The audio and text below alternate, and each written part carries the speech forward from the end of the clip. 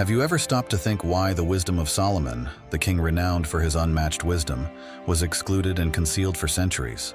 Perhaps these teachings contain truths so profound and mysterious that they transcend human comprehension, offering insights that could forever alter humanity's course. In this video, we will uncover the reason behind the suppression of Solomon's incredible wisdom and explore what these forbidden secrets hold within. Don't let this opportunity slip away. Make sure to follow to stay updated on the latest discoveries about the hidden truths of human history.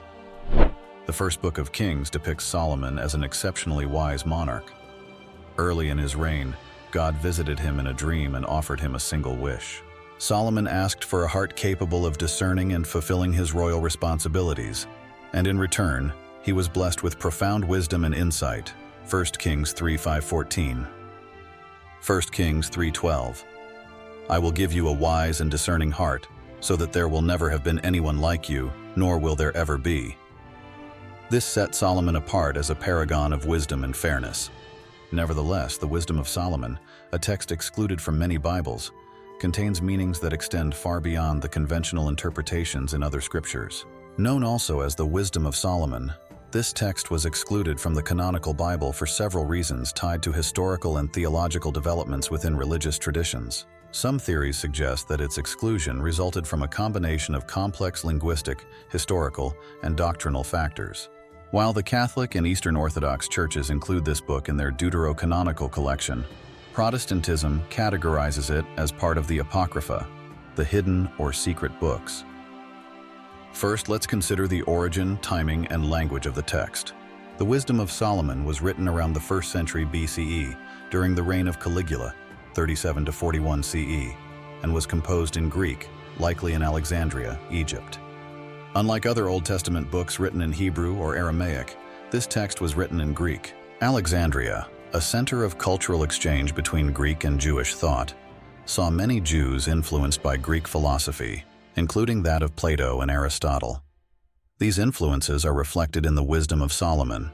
The use of Greek in the Wisdom of Solomon posed a challenge for the Jewish community, which preferred texts written in Hebrew or Aramaic, the traditional languages of the Old Testament. Following the Babylonian exile, Jewish tradition held that the Bible should be written exclusively in Hebrew, and Greek texts were often regarded as less authentic. For Jews, the Bible books needed to be written during the prophetic period, meaning before the era of prophets ended.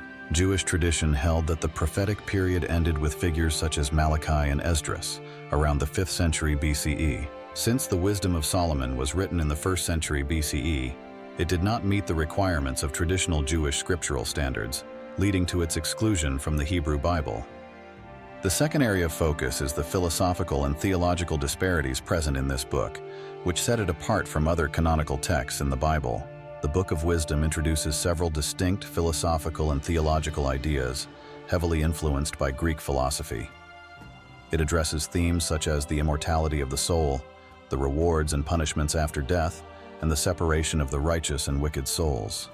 These concepts align with Greek philosophical ideas, particularly those found in Plato's works concerning the soul and its immortality. While the Hebrew Bible's prophetic books touch on similar ideas of the soul and afterlife, Orthodox Judaism does not place as much emphasis on these topics. Instead, traditional Judaism focuses primarily on the significance of earthly life and the observance of Torah laws, rather than exploring metaphysical themes like the nature of the soul or the afterlife. This approach makes the Book of Wisdom seem disconnected and incompatible with Orthodox Jewish views. In addition, the ethical teachings in the Book of Wisdom, which could influence other Christian denominations, help explain its exclusion from both the Jewish and Protestant canons. To further explain this, we will compare specific ideas in the Book of Wisdom with those in other canonical biblical texts, examining how the philosophical and theological content of this book may challenge or contradict established doctrines. The central theme of the book is wisdom, which is presented in two main forms. The first form is that wisdom, in relation to humanity, represents the fulfillment of the righteous person's knowledge, a divine gift made manifest through their actions. The second form is that wisdom, in its connection with God, has existed from the very beginning alongside God. The 19 chapters of the book can be grouped into three main parts, as organized by Lester Grabb. Part 1.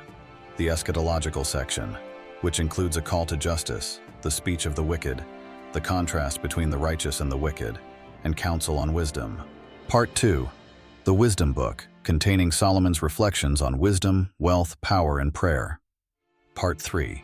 The historical section, which begins with an introduction, followed by 2 sections on the plagues, focusing on God's power and mercy, idol worship, resulting disasters, and concluding with a final hymn.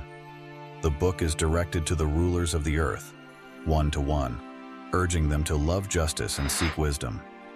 The wicked, thinking everything is random, indulge in worldly pleasures, but they are deceived. Unlike Ecclesiastes, which contemplates the futility of human ambition, Solomon's wisdom delivers a more forceful critique of injustice, asserting that wisdom is a steadfast protector for the righteous and a formidable force against evil.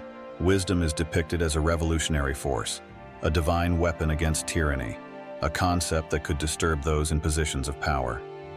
The text also expands upon the Genesis creation story, revealing wisdom's active role in the creation of the world. While Genesis speaks of God creating the world with His Word, Solomon's wisdom presents wisdom as existing alongside God from the beginning, actively involved in shaping creation with purpose and clarity. Wisdom is not just a divine characteristic, but a co-creator in the unfolding of the universe. This idea is reinforced in Proverbs 8, where wisdom states, "I was there when He set the heavens in place," illustrating its essential role in the divine creation process. The Book of Wisdom depicts wisdom as a divine force, deeply entwined with God, portraying it as a mighty and knowledgeable entity. Wisdom 7:25-26 describes it as, "Wisdom is the breath of the power of God, a radiant emanation of eternal light, a mirror reflecting the works of God."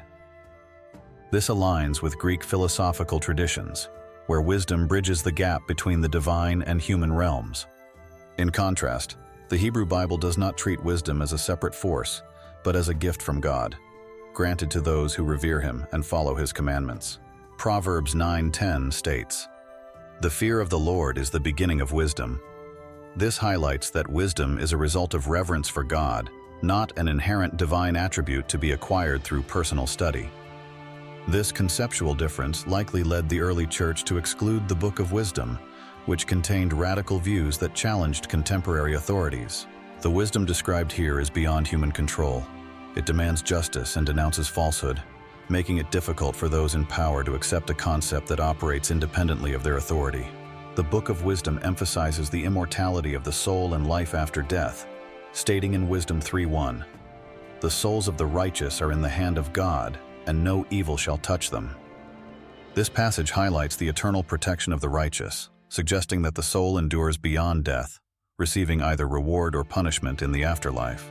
The Hebrew Bible does not focus on immortality as explicitly. It deals more with the relationship between humanity and God in the present world. Ecclesiastes 9:5 reads, "The living know they will die, but the dead know nothing. They have no reward, and their name is forgotten." This contrasts sharply with the Book of Wisdom's view on immortality, which was not accepted by traditional Jewish thought. The Book of Wisdom introduces the idea of divine rewards for the righteous and punishments for the wicked after death. Wisdom 5:15-16 says, "The righteous live forever. Their reward is with the Lord, and He cares for them." This passage provides a view of the righteous receiving eternal rewards, including a crown of glory from God. However, Judaism generally places less emphasis on the afterlife and more on blessings in this life, such as those found in Deuteronomy 28, which details the rewards for obeying God's commandments. This contrast between earthly blessings and afterlife rewards may explain why many Jews resisted the afterlife focus of the Book of Wisdom. The Book of Wisdom describes the righteous as nearly perfect, saying in Wisdom 2:22, "They do not know the mysteries of God, nor hope for the rewards of righteousness, nor believe that the pure soul will receive its reward." This portrayal contrasts with the Hebrew Bible's focus on the imperfections of human beings, such as Psalm 51 verse 5, where the psalmist confesses, "I was born in iniquity, and in sin did my mother conceive me." The portrayal of the righteous in the Book of Wisdom as almost flawless differs from the Hebrew Bible's view that emphasizes humility and reliance on God's mercy. These differences in how the righteous are portrayed illustrate why the Book of Wisdom diverged from traditional Hebrew teachings, contributing to its exclusion from the canon. Its teachings on immortality, the afterlife, and divine wisdom were at odds with Jewish and Christian beliefs, leading to its rejection by both communities. This book's focus on the afterlife and the soul's eternal journey clashed with traditional religious ideas about the importance of living righteously in the present, explaining its exclusion from the official canon. Do you know any other reasons why this book was banned? Please leave your thoughts for everyone to discuss. Let wisdom guide us, helping us realize that living a meaningful life is truly preparing for an eternal existence filled with light and love. Together, we have explored the wisdom of Solomon, a treasure of wisdom that not only contains profound insights, but also leads us toward a life full of meaning and eternal existence. This wisdom calls on each of us to live virtuously, honor justice, and seek light amidst life's challenges. If you find this message valuable, please click like and share this video with your loved ones so we can spread light and knowledge together. Don't forget to follow our channel so you don't miss the upcoming interesting videos, where we will continue exploring the secrets and wonders in the Bible. We look forward to receiving your thoughts and reflections. Please leave a comment below about what you have learned from today's lesson and how Solomon's wisdom has impacted your life. Thank you for joining us on this journey. Praise God for the wisdom and light He has given us.